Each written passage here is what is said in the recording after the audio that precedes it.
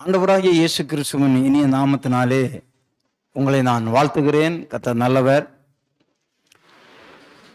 இந்த நாளிலும் கூட நீங்கள் ஒரு அருமையான செய்தியை கேட்கப் போகிறீர்கள். ஏற்கனவே நாம்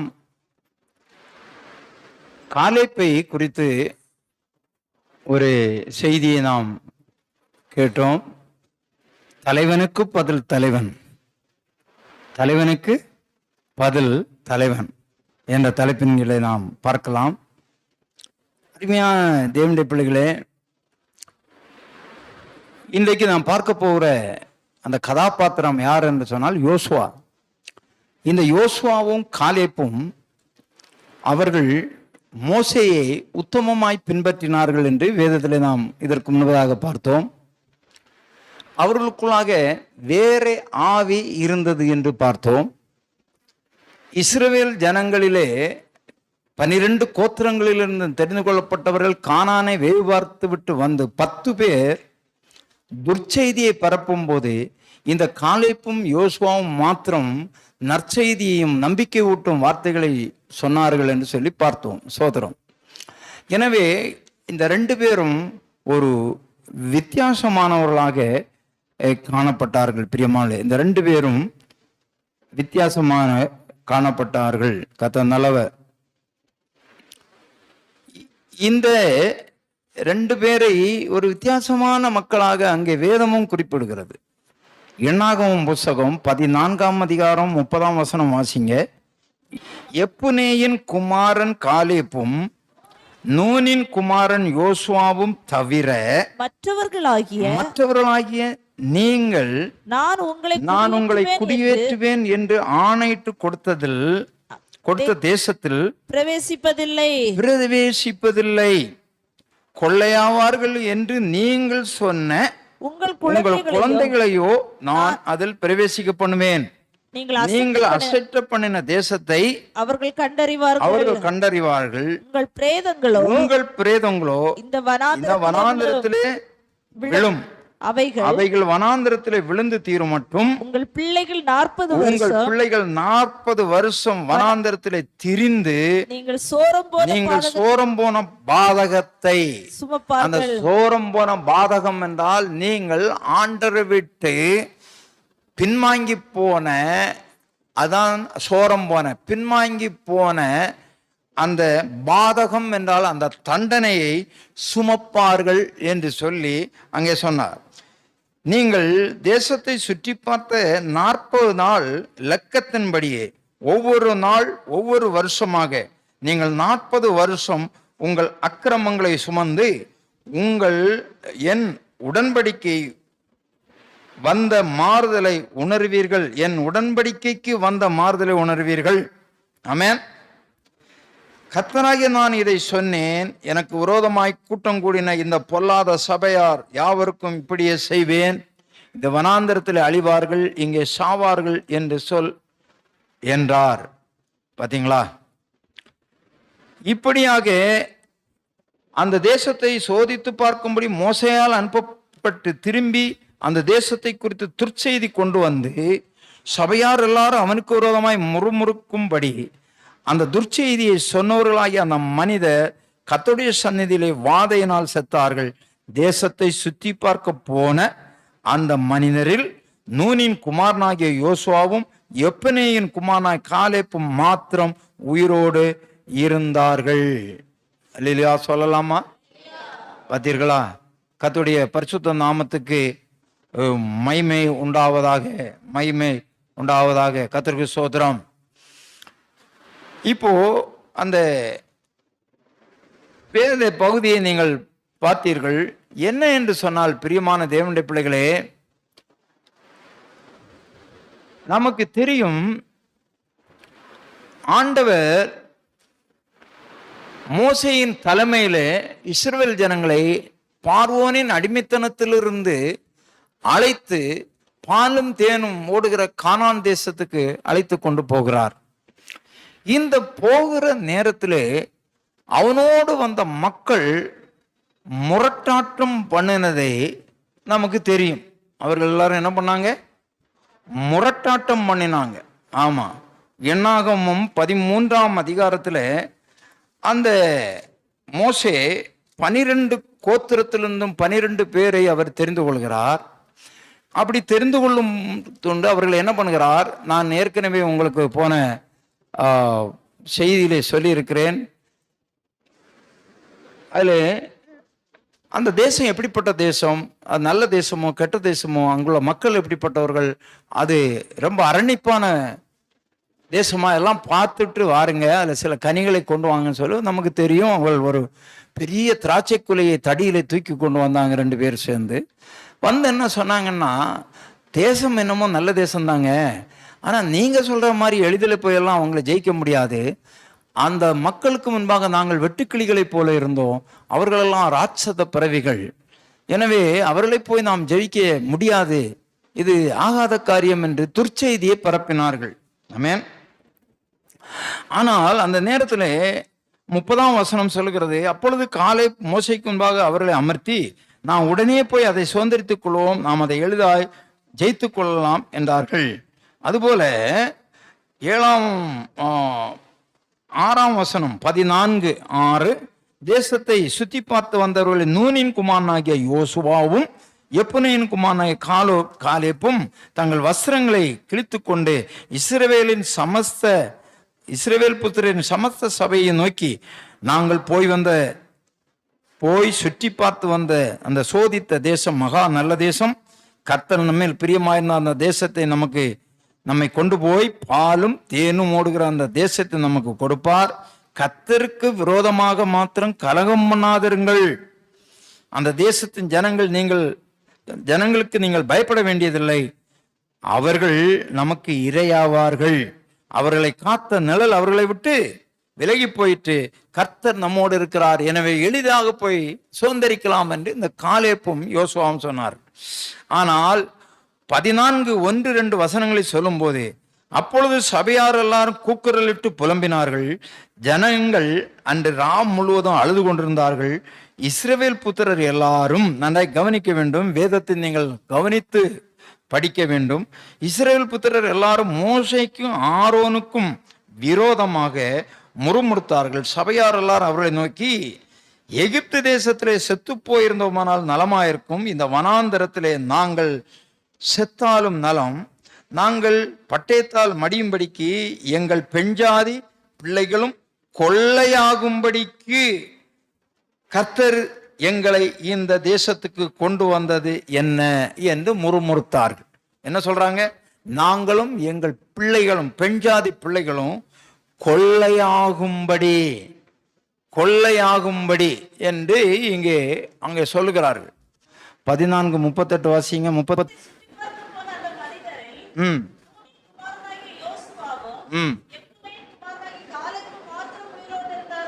உயிரோடு அவங்க மாத்திரம்தான் இருந்தாங்க, மீதி எல்லாரும் என்ன பண்ணிட்டாங்க, வழியில் அழிந்தாங்க. தொடர்ந்து வாசிங்க.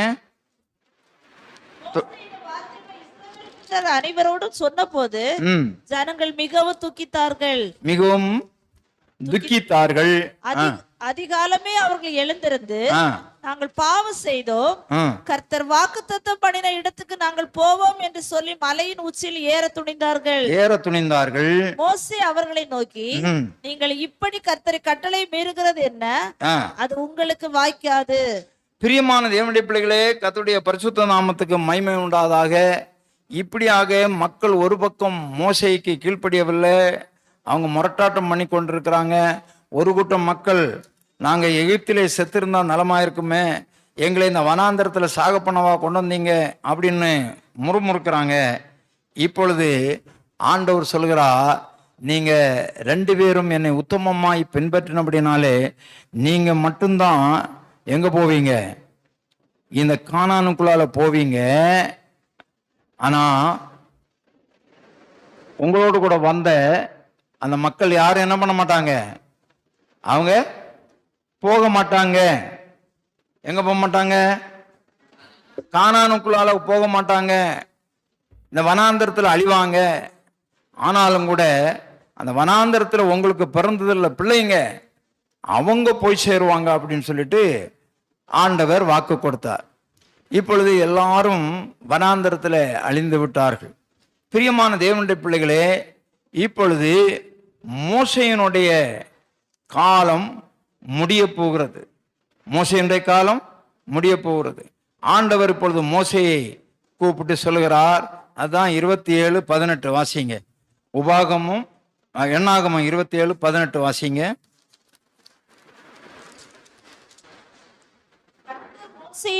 கர்த்தர் மோசேயை நோக்கி, ஆவியை பெற்றிருக்கிற புருஷனாகி யோசுவா என்னும் நூனின் குமாரனை நீ தெரிந்து கொண்டு அவன் மேல் உன் கையை வை.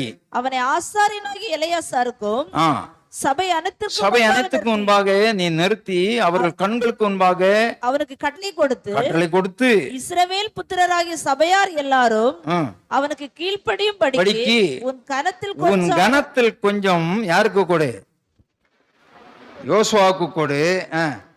அவன் ஆசாரியனாகி எலெயாசாருக்கு முன்பாக நிற்க கடவன். அவன் நிமித்தம் அந்த ஆசாரியன் கர்த்தருடைய சன்னிதானத்தில் வந்து ஊரீம் என்னும் நியாயத்தினாலே. 22ஆம் வசனம் வாசிங்க. மோசே 22ஆம் வசனம். தனக்கு கட்டளையிட்டபடியே யோசுவாவை அழைத்து கொண்டு போய் அவனை ஆசாரியனாகி எலெயாசாருக்கும் சபை அனைத்திற்கும் முன்பாக நிறுத்தி அவன் மேல் தன் கைகளை வைத்து கர்த்தர் தனக்கு சொன்னபடி அவனுக்கு கட்டளை கொடுத்தான். இப்பொழுது என்ன நடந்தது என்றால், மோசேயினுடைய காலம் முடிகிறது. உபாகமம் 34ஆம் அதிகாரத்துக்கு வாருங்க. ஆண்டவர் என்ன பண்ணாருன்னு சொன்னால், 34:1 வசனத்திலிருந்து வாசிங்க. உபாகமம் 34:1 பின்பு மோசே மோவாபின் சமபூமி சமனான வெளியிலிருந்து எரியோவுக்கு எதிரான நேபோ மலையில் இருக்கும் பிஸ்காவின் கொடுமுடியில் ஏறினான். அப்பொழுது கர்த்தர் அவனுக்கு தான் மட்டுமுள்ள கீலேயா தேசம் அனைத்தையும் நப்தலி தேசம் அனைத்தையும் எப்ராயிம் மனாசே என்பவர்களின் தேசத்தையும் கடைசி சமுத்திரம் வரைக்கும் உள்ள யூதா தேசம் அனைத்தையும் தென்புறத்தையும் சோவார் வரைக்கும் உள்ள பேரீச்ச மரங்களின் பட்டணம் என்னும் ஊர் முதற்கொண்டு எரிகோவின் பள்ளத்தாக்கான சமனான பூமியை காண்பித்தார். அப்பொழுது கர்த்தர் அவனை நோக்கி, நான் உங்கள் சந்ததிக்கு கொடுப்பேன் என்று ஆபிரகாமுக்கு ஈசாக்கும் யாக்கோபுக்கும் ஆணையிட்ட தேசம் இதுதான். இதை உன் கண் காணும்படி செய்வேன். ஆனாலும் நீ அவ்விடத்திற்கு கடந்து போவதில்லை. ஆனால் நீ அங்கே போவதில்லை என்று ஆண்டவர் சொன்னார். அப்படியே கர்த்தரின் தாசனாகிய மோசே மோவாப் தேசமான அவ்விடத்திலே கர்த்தருடைய வார்த்தையின்படி மரித்தான். ஆமென். நன்றாய் கவனிக்கணும். இப்பொழுது எல்லாரும் துக்கம் அனுசரித்து கொண்டிருக்கிறாங்க. ஏற்கனவே ஆண்டவர் திட்டம் பண்ணிட்டார். அவனது சொன்னார், நீ இந்த கானானுக்குள்ள நீ பிரவேசிப்பதில்லை, உன்னை அதுக்கு முன்னால எடுத்துருவேன். அதுக்குள்ளால நீ என்ன பண்ண, அந்த நூனின் குமாரனாகிய யோசுவாவை உன் ஸ்தானத்திலே அபிஷேகம் பண்ணு என்று சொல்லியிருந்தபடினாலே அவன் அங்கே அப்படியே அபிஷேகம் பண்ணுகிறான். இப்பொழுது ஆண்டவர் நேரடியாக இப்பொழுது யோசுவாவோடு இடைபெறுகிறதான அந்த இடைப்படுகிறதான காலகட்டம். யோசுவா 1ஆம் அதிகாரம் 1-2 வசனங்களை வாசிக்கலாம். கர்த்தருடைய தாசனாகிய மோசே மரித்த பின்பு கர்த்தர் மோசேயின் ஊழியக்காரனாகிய நூனின் குமாரன் யோசுவாவை நோக்கி. யாருடைய ஊழியக்காரன்? நல்லா வசனத்தை கவனிக்கணும். கர்த்தருடைய ஊழியக்காரன் இல்ல. யாருடைய ஊழியக்காரன்? மோசேயினுடைய ஊழியக்காரன். ஆமென். ஒரு தலைவனாக ஏற்படுத்துவது, தலைவனுக்கு பதில் தலைவன் என்று சொன்னால், அந்த முதல் தலைவனுக்கு எப்படி இருக்கணும்? ஊழியக்காரனாக இருந்தாதான் அடுத்த தலைவனாக வர முடியும்.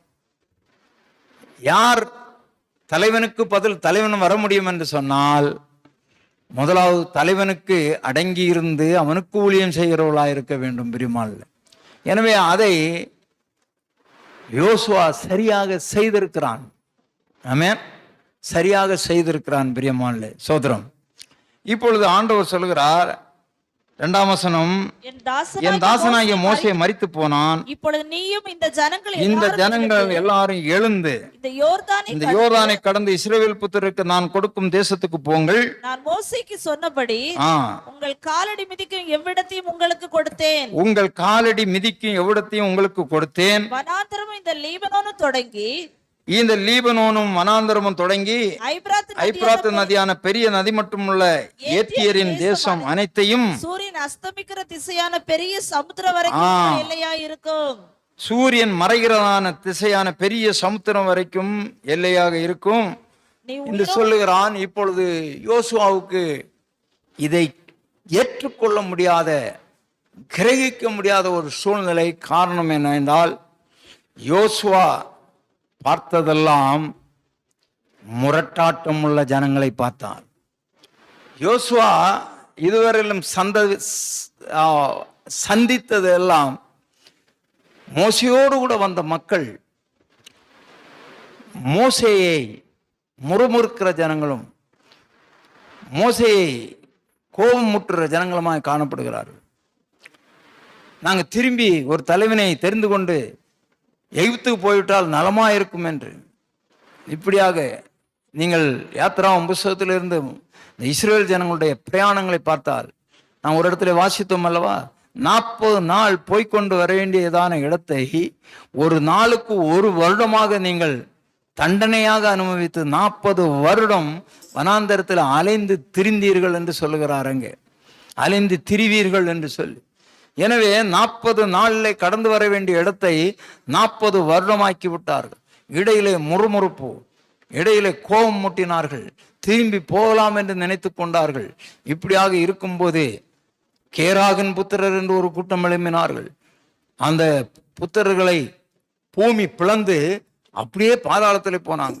ஒரு கூட்டம் மக்கள் சொல்லுகிறாங்க, எவ்வளவு நாளையா அந்த மன்னாவை சாப்பிட்டு கொண்டிருக்கிறது, அது தேனிலிட்ட பணியாரம் போல ருசியா இருக்கிறது உண்மைதான், ஆனாலும் இது தவிட்டி போகிறதே, டெய்லி இதே சாப்பிட்டு ஐயா வாய்க்கு ருசியே இல்லை. இந்த வயசானவங்க நிறைய பேர் சொல்லுவாங்க, வாய் செத்து போச்சு, டெய்லி இந்த காய்கறி அது இது சாப்பிட்டு, கொஞ்சம் கறி இறைச்சி இருந்தால் நல்லா இருக்கும், கொஞ்சம் மீன் இருந்தால் நல்லா இருக்கும், கொஞ்சம் வாய்க்கு ருசியா இருந்தால் நல்லா இருக்கணும்னு. ஆமாம், அது மாதிரி முறுமுறுக்க தொடங்கிட்டாங்க. யாரு? இஸ்ரேல் ஜனங்கள்.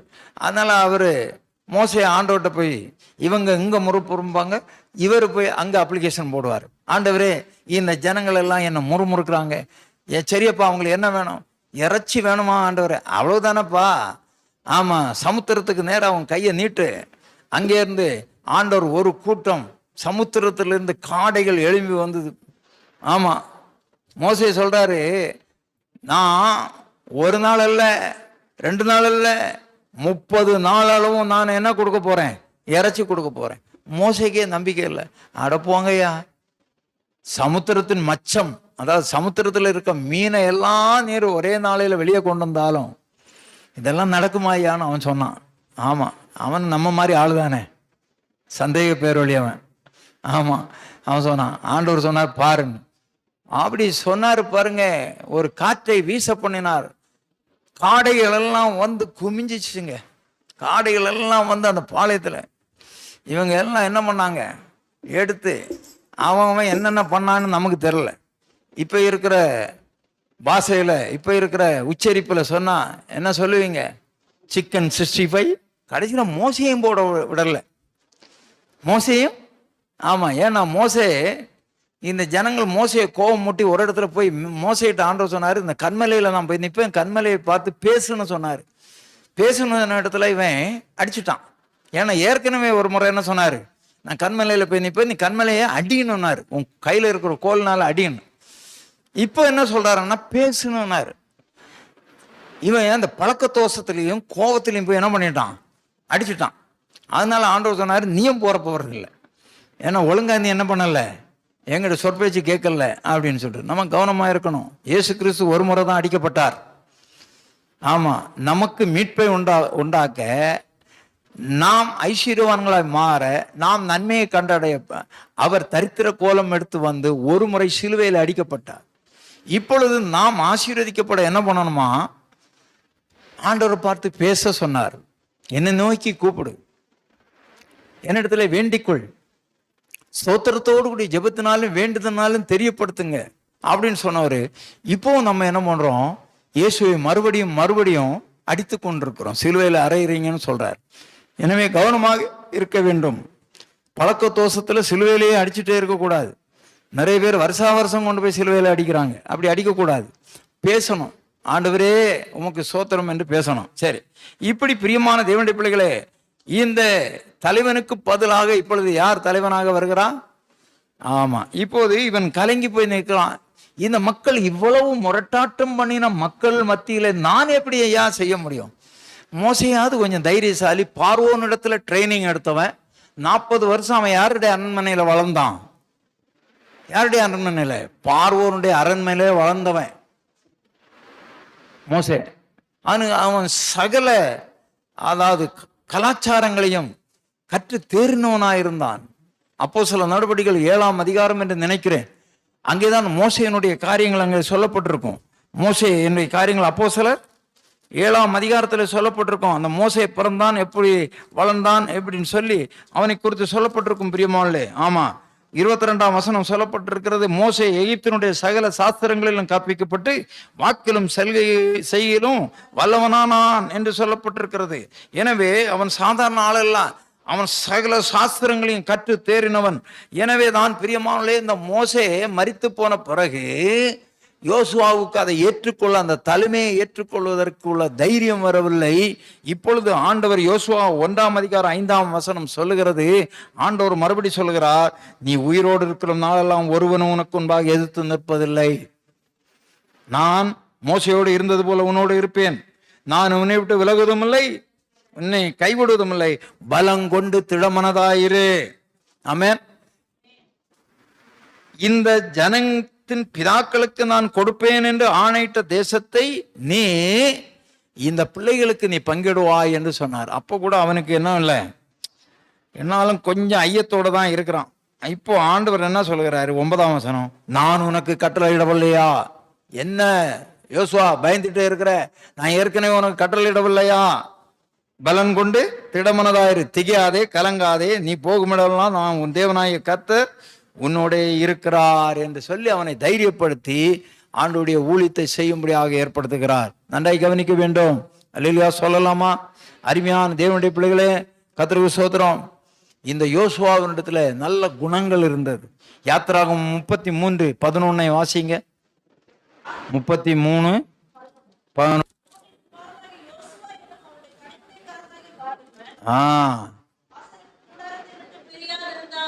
அப்போ அவனுடைய மோசையினுடைய பணிவிடைக்காரனாகிய இந்த யோசுவா ஆசரிப்பு கூடாரத்தை விட்டு எங்க இருந்தான்?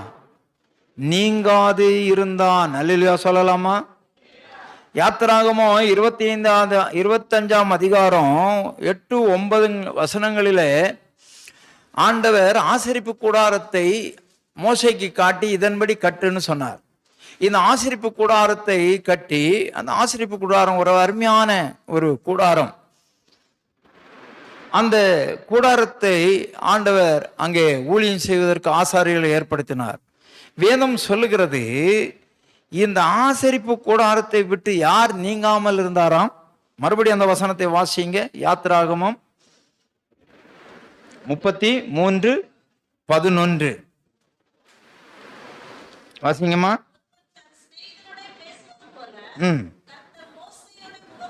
பேசினார். பின்பு அவன் பாளையத்துக்கு திரும்பி போனான். யோசுவா என்ன அவனுடைய பணிவிடைக்காரனாகிய வாலிபன் ஆசரிப்பு கூடாரத்தை விட்டு, பாத்தீங்களா,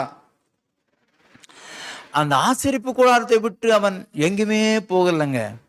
அதுதான் இன்றைக்கு இருக்கிற சபை. சபைக்கு வருகிறதை விட்டு போகாமல் அவன் உண்மை உத்துவமாக அவன் பின்பற்றினபடினாலே தான் அடுத்த தலைவனாக அவனுக்கு தலைவனுக்கு பதில் தலைவனாய் மாறினான். நம்ம கவனமாக இருக்க வேண்டும் பிரியமானே. தலைவனுக்கு பதிலாக ஒரு தலைவன் ஆகிறதற்கு அந்த யோசுவா கொஞ்ச காலம் இல்லை, முதல்ல பணிவிடை ஆவிக்காரனா இருந்தான். பணிவிடை செய்கிறவனாக, உடன் ஊழியவனாக இருந்தான். ஆமா, உடன் ஊழியனாக. அப்படிதான் அங்க போய் சேர்றான். அங்கே அவனுக்கு கிட்டத்தட்ட 40 வயது இருக்கும்போது தான் அவன் ஊழியத்திலே போய் சேர்றாங்க. அப்போ மோசேக்கு 80 வயது. இப்போ இவனுக்கு மோசே வாக்கு கொடுக்குறாருல்ல, நான் காலேப்பு எல்லாம் சொல்றாரு 45 வயசு ஆச்சுன்னு. ஆமா, 45 வருஷம் ஆயிடுச்சு அப்போ வாக்கு கொடுத்த. இப்ப இவங்க எல்லாம் ஒரே பேட்ச்ல போய் சேர்றாங்க. ஊழியத்தில் பணிவிடை செய்து கொண்டிருந்த மக்கள் இன்றைக்கு ஒரு காலகட்டம் வரும்பொழுது எல்லா அனுபவத்தையும் கற்று தேர வைத்து தலைவன் என்ற பொறுப்பில் கொடுக்கிறார்கள். அன்பு தெய்வ பிள்ளைகளே, அவன் ஆசரிப்பு கூடாரத்தை விட்டு நீங்காதபடி காணப்படுகிறான். ஆமென், சோதரம். அது மாத்திரமல்ல பிரியமான தேவனுடைய பிள்ளைகளே, யோசுவாவின் புஸ்தகம் நீங்கள் பார்த்தீர்களால், யோசுவாவின் புஸ்தகத்தில் யோசுவாவின் காலம் வருகிறது பார்த்தீங்களா? அங்கே நமக்கு தெரியும், பாலும் தேனும் ஓடுகிற கானான் தேசத்தை சுதந்திரிப்பதற்கு முதலாவது என்ன வருகிறது என்றால், அங்கே யோர்தான் வருகிறது. ஆண்டவருடைய சொல் கேட்டு உண்மை உத்தவமாக அவன் பின்பற்றி ஆண்டவருடைய சொல்லை கேட்டு அந்த யோர்தானை கடக்கிறான். அதன் பிறகு எரிகோ வருகிறது.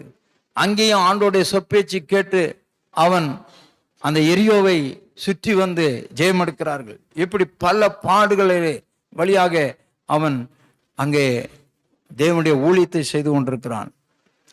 4ஆம் அதிகாரம் 14ஆம் வசனத்தை வாசிக்கலாம். யோசுவா 4:14. அந்நாளிலே கர்த்தர் யோசுவாவை சகல இஸ்ரவேலின் கண்களுக்கு முன்பாகவும் மேன்மைப்படுத்தினார். மோசேக்கு பயந்திருந்தது போல இவனுக்கும் அவன் உயிரோடு இருந்த நாளெல்லாம் பயந்திருந்தார்கள். அல்லேலூயா சொல்லலாமா? பாத்தீங்களா? அங்கே யோசுவாவுக்கு ஆண்டவர் ஒரு கனத்தையும் மகிமையும் கொடுத்தார். எப்பொழுது கொடுக்கிறார்? நீ உத்தமமாய் பின்பற்றினபடினாலே, உண்மையாய் நீ அந்த மோசேக்கு பணிவிடை செய்து கொண்டிருந்தபடினாலே, உண்மையும் உத்தமமாய் இருந்தபடினாலே அவனை ஆண்டவர் மேன்மைப்படுத்தினார். 6:27 வாசிங்க. யோசுவா 6:27. இவ்விதமாய் கர்த்தர் யோசுவாவோடு கூட இருந்தார். அவன் கீர்த்தி தேசமெங்கும் பரவிட்டு, கீர்த்தி என்று சொன்னா புகழ், அவனுடைய புகழ் தேசம் எங்கும் பரவும்படி செய்தார். இதை விட ஒரு பெரிய காரியம் நான் முடிக்க போகிறேன் பிரியமானே. இந்த யோசுவாவை குறித்து சொல்லப்பட்டிருக்கிறது. அவன் யோசுவா 10ஆம் அதிகாரம் 12ஆம் வசனத்திலிருந்து வாசிக்கலாம். யோசுவா 10ஆம் அதிகாரம் 12ஆம் வசனம். கர்த்தர் எமோரியரை இஸ்ரவேல் புத்திரருக்கு முன்பாக ஒப்பு கொடுத்த அந்நாளிலே யோசுவா கர்த்தரை நோக்கி பேசி பின்பு இஸ்ரவேலின் கண்களுக்கு முன்பாக சூரியனே நீ கிபியோன் மேலும் சந்திரனே நீ ஆயலோன் பள்ளத்தாக்கின் மேலும் தரித்து நில்லுங்கள் என்றான். அப்பொழுது ஜனங்கள் தங்கள் சத்துருக்களுக்கு நீதியை சரிக்கட்டும் மட்டும் சூரியன் தரித்தது சந்திரனும் நின்றது. நன்றாய் கவனித்தீங்களா? உங்களுக்கு புரிஞ்சுதா அந்த கதை? என்னன்னா 14ஆம் வசனம் வாசிங்க. அதுல அந்த கண்டினியூ பண்ணுங்க. 13 கண்டினியூ பண்ணுங்க. யாசேரின் புஸ்தகத்தில் எழுதியிருக்கவில்லையா? அப்படியே சூரியன் அஸ்தமிக்க தீவிரிக்காமல், அதாவது சூரியன் மறைவதற்கு ஓடாமல் ஏறக்குறைய ஒரு பகல் முழுவதும் நடுவானத்தில் நின்றது. என்ன கதை அப்படின்னு சொன்னா, இவர் யுத்தம் தொடங்கிட்டாரையா, யுத்தம் தொடங்கி யுத்தம் பண்றாரு. இப்போ இந்த மக்களை எமோரியரை அழிக்கிறதுக்கு டைம் பத்தல. இப்போ பொழுது என்ன ஆகிருக்கு? சாயங்காலம் பொழுது போயிட்டே இருக்குது. இப்போ யோசுவா சொல்றாரு, சூரியனை அந்த இடத்த விட்டு அசையாத. எவ்வளவு தைரியம் பாத்தீங்களா? நேரம் பத்தல, இன்னும் எமோரியர்கள் அழிக்கப்பட வேண்டியது இருக்கு. இன்னும் இஸ்ரவேல் ஜெயிப்பதற்கு இன்னும் ரொம்ப நேரம் யுத்தம் பண்ண வேண்டியது இருக்கிறது. ஆனா இப்ப பொழுது போயிடுச்சு. அதனாலே இவர் என்ன பண்றாரு? சூரியனை பார்த்து சொல்றாரு, சூரியனே அங்கே நில்லு. சந்திரனே, சூரியன் போன பிறகு தானே சந்திரன் வரும். சந்திரனே நீ இங்க வந்துடாத, அங்கே நில்லுன்னு சொல்லி அப்படி அவன் கட்டளையிட்ட போனால ஏறக்குறைய ஒரு பகல் முழுவதும் நடுவானத்தில் சூரியன் நின்றுதான். யாருடைய வீட்டிலையும் டைம் பீஸ் ஓடலைங்க, யாருடைய வாழ்க்கலாக்கும் ஓடல, கை கடிகாரம் ஓடல. அப்படியே சூரியன் நின்னாச்சுன்னா என்ன ஆகும்? ஆமாம், சூரியன் பூமி தன்னைத்தானே சுற்றி கொண்டு சூரியனை சுற்றி வரணும். அப்போ நமக்கு என்ன தோணுதுன்னா, சூரியன் ஒரு இடத்துல தான் இருக்கும், ஆனால் சூரியன் அப்படியே மூவாய் மறைகிறது போல இருக்கும். ஆனால் யோசுவா சொல்றாரு, டேய் சூரியனே அங்கேயே நில்லு, எனக்கு இன்னும் டைம் இல்லை, முடியல, எனக்கு டைம் பத்தல, நீ அங்கேயே நில்லு. ஒரு பகல் முழுவதும் அங்கே நின்றுதான்.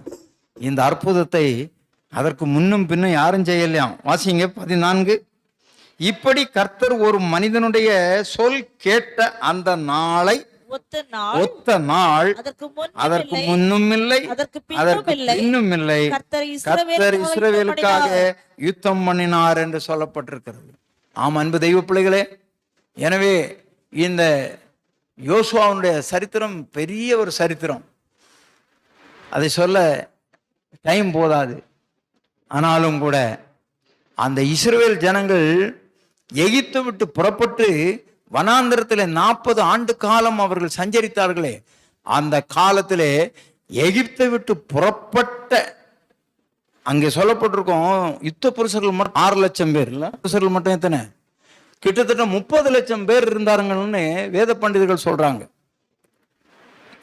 அப்போ அந்த எகிப்தை விட்டு புறப்பட்டும் போது அந்த வனாந்திரத்துல 40 வருஷம் இருக்கும்போது முரட்டாட்டம் பண்ணின ஜனங்கள் எல்லாம் அங்க அழிஞ்சாங்க. அங்கேருந்து புறப்பட்ட மக்களிலே எத்தனை பேர் தான் கானானுக்குள்ளாக போனாங்களாம்? யோசுவாவும் காலேப்பும் மட்டும்தான். ஆமேன். கர்த்தர் நல்லவராக இருக்கிறார். பிரியமான தேவனுடைய பிள்ளைகளே, கர்த்தர் நல்லவராக இருக்கிறார்.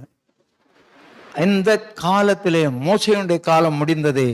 யோசுவா தலைவனுக்கு பதில் தலைவனாய் மாறினான். எனவே அன்பு தெய்வ பிள்ளைகளே, நமக்கும் ஆண்டவர் வாக்குத்தத்தம் பண்ணினதான அந்த பரம கானானுக்குள்ளாக நாம் போவதற்கு